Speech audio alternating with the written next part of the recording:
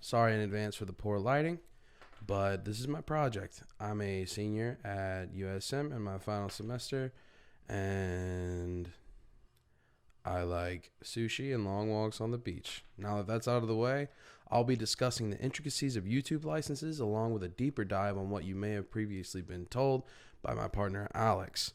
So our idea for this project before I even go in was he was going to set the guideline, like the foundation for this project, and I was going to explain some of the more complexities and the deeper content of it all. But if you're like me, some of this may still be a little like the terminology and the idea of it's a little tedious, so it may be a little bit foreign to you. So because YouTube is such a abstract entity alongside some of these other formats, I'm going to explain a few things in a little bit more vivid detail because I know I needed to while doing the research for this project. So the first thing we'll be talking about is a policy of mine. Don't be afraid of YouTube. Kiss it. KISS stands for keep it simple, stupid. If you do this for most things in your life, you'll come out fine. If you're nervous about content creation, don't be. The guidelines are all right in front of you, as Alex has discussed. Nowadays with YouTube, essentially, if you make something with the intention to infringe on copyright or rip someone off, they're going to catch you if the video blows up. They're going to catch you if someone reports it. They've got some systems in place, and we'll get more into that later. But the standard YouTube license is akin to a broadcasting license, which took me forever to find a similarity. You have an agreement with them that your video can be viewed through them for the sake of entertainment, education, or fair use, but not reproduced or distributed without your consent as the creator of the content. YouTube's already done most of the heavy lifting in terms of what is fair use, how much of a copyrighted product you can safely use, and what is claimable or flaggable as it pertains to content on their site.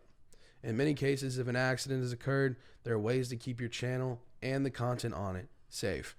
The next big thing we'll be discussing is fair use in itself. It's a very powerful tool, and you can use it to your advantage. Millions of people do on the site every single day, but you have to be mindful, and part of being mindful is knowing what you're dealing with. Fair use is a very complicated thing, so we're going to get into that next. It's relevant. By definition, fair use is a doctrine empowered by law that states that brief excerpts of a copyrighted work may be quoted verbatim for the purposes of teaching and research without the need for permission or payment of the copyright holder. But it's still a bit tricky. Definitely still tricky. As stated by YouTube, fair use is determined on a case-by-case basis. Different countries have different rules about fair use and how applicable it is or is not per the case of copyright. Given the not even the circumstance, but given that it is using someone's material without any form of permission, it's scary water to tread however you want to look at it. So while you may really want to have Aerosmith's Dream On playing over your how to accurately test napalm video, you really need to consider that gamble before you do it. With free media available to you, they have a huge public library with tons of tracks. It's really good. It's really easy to find. They make it very convenient so that you can avoid copyright infringement. But with that said, I would just use one of their tracks, and then I would let about 15 seconds worth, no more than 15, of that epic Dream On bridge hit right as you're accidentally burning your shed down. Parentheses, whoops. Next, we're going to get into the nitty gritty of it, the licensing. So I separated audio from video because they're pretty drastically different. YouTube audio licensing has always been pretty straightforward. They usually do it one way, every single way. And when they change it, everything usually changes at once. And if not, it changes in pretty quick succession. So I'm going to go over what they were doing versus what they're currently doing. And that's basically what it is. But in the past, record labels were responsible for procuring and paying for the necessary synchronization licenses from music publishers. They were also responsible for making any payments due to recording artists, actors, producers, and all other royalty participants arising from YouTube exploitation videos, which there are a lot. For this sync license, labels generally paid publishers about 15% of their net revenue they receive from streaming services like YouTube. And YouTube would remain responsible for obtaining any public performance licenses from PROs around the world. So basically, you bring us a portion, we'll handle the rest. It's basic management. But that's in the past. Many publishers are moving away from pass-through licenses when they can and have actively negotiated direct agreements with the services for their song streams. So it's very, very interpersonal now, as opposed to I'll have my people call your people.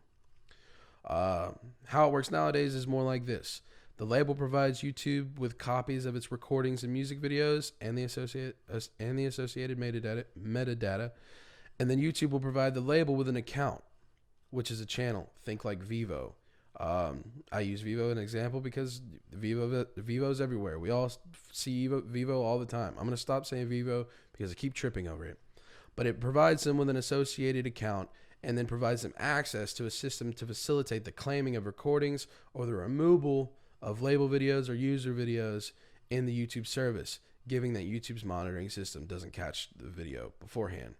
So, like Alex said, YouTube has these encryptions and these monitors that scan content all day, every day. And if they catch data that's similar to copyrighted data, they'll immediately take it down and flag it, which usually leads to a strike on the person who's infringing their account will get struck. But moving on from that, if that's not the case, then the person who originally created the content or has the copyright to the content can claim the video or take the video down depending on what they want to do. Taking it down is taking it down. Very straightforward. Claiming it means that the video is still up. It's not taken down, but all revenue, regardless, all revenue besides sponsorship. And even then, I believe, I don't have the source because it wasn't foolproof, but it's speculated that through a lawsuit, you can even claim sponsorship that was given for the video if the video was sponsored. But that was a really rocky road, which is why it's kind of weird for me to present it like that. Basically, if you made money off of infringing someone's copyright, if they pursue you, they can make all the money you made and then some. The court system is a ravenous place to be when it comes to ripping someone off. Next slide, we're going to get into the more video aspect, which is a little bit more complex, but it's also not. You'll see. So the video aspects in Creative Commons. I wanted to target Creative Commons because we're all familiar with public domain and we're all familiar with what happens when a copyright expires. But Creative Commons is very, very YouTube centric, very, very video centric. So let's get into it. So a lot of YouTubers using other people's work, Tim. How is this okay?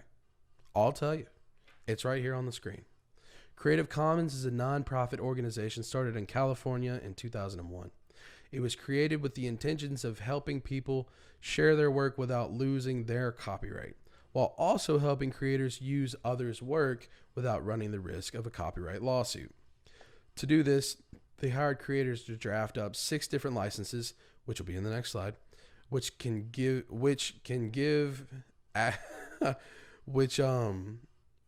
pretty much you can get the license through creativecommons.org by taking a quick questionnaire. So you tell them what you're doing, they'll tell you which one's going to work best for you. To apply your right to use a video under Creative Commons, you have to follow a few steps, such as publishing the specific license alongside the video you're using. For example, if I make I make a video and we insert a funny clip or something that's copyrighted, given that all the steps are right and we're following all the proper protocols, we would put the Creative Commons license in like the description or in the video. You have to follow the specific guidelines that the specific video you're using is licensed under. There are 6 different licenses. These licenses aren't drastically different, but it is very important that you get the right one and follow those guidelines, because one could leave your video getting flagged and one's copacetic. There's nothing for you to worry about. Regardless of the type of license of the video, you must always cite the source of the video, no matter the size or duration of the piece used. This part is essential. Like I said earlier, if you use even a frame, which I mean, it would be a pain to go back and track a frame.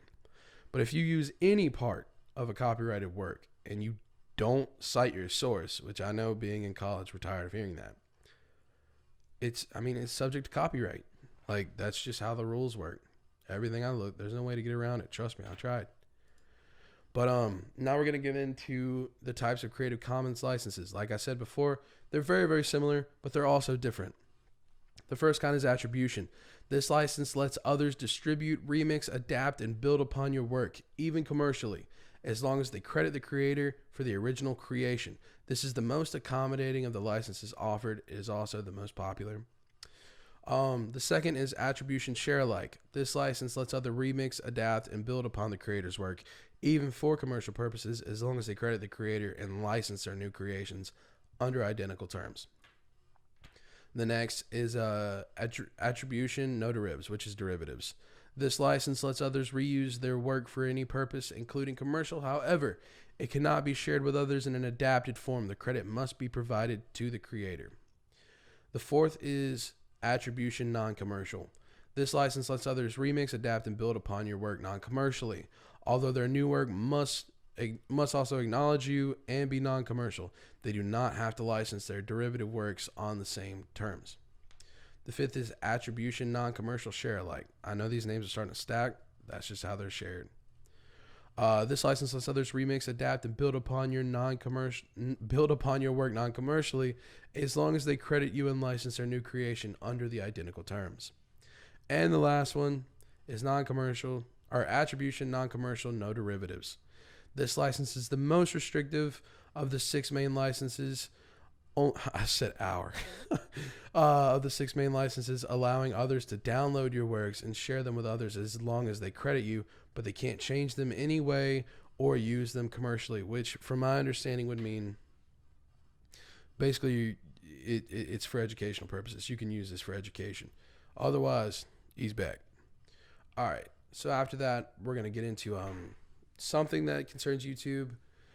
I would be as bold as to say specifically, because normally, as we've studied so far, when you have a license with a company or a publisher or whatever, there's a certain percentage. It's very cut and dry, and it's usually a pretty substantial percentage. Payment with YouTube is weird. I feel like anyone who's ever looked at YouTube beyond surface level knows that YouTube payment is weird.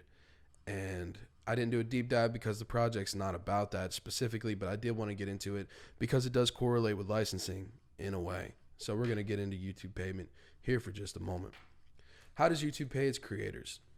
Given that your general license for creation is like a broadcasting license, you get paid per your content's traffic and response, given your channel meets YouTube's requirements for partnership. Therefore, there are some intricacies as far as YouTube is concerned. So basically, I mean, it's a streaming service, it's a broadcast service. So they got to pay you if you meet the criteria. Otherwise, billions and billions of people would get paid for a 5-second clip of, their cat jumping against a window, which is quality content, but, not everybody deserves $1 million for it. So there are parameters.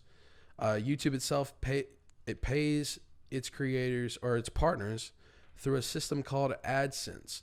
This is a system that varies per creator, but it generally stays between 1 to 3 cents per view, but it has to meet a certain amount of watch time.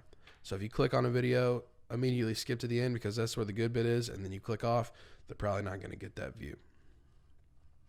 Because YouTube's really tightening up about what qualifies as a watch. Alongside that, YouTube promotes creators to allow YouTube's ads to be played before and during their content, with each ad watched earning them money as well, which varies as well. So to speak very basically, watching YouTube with an ad blocker on is like going to a restaurant without leaving a tip.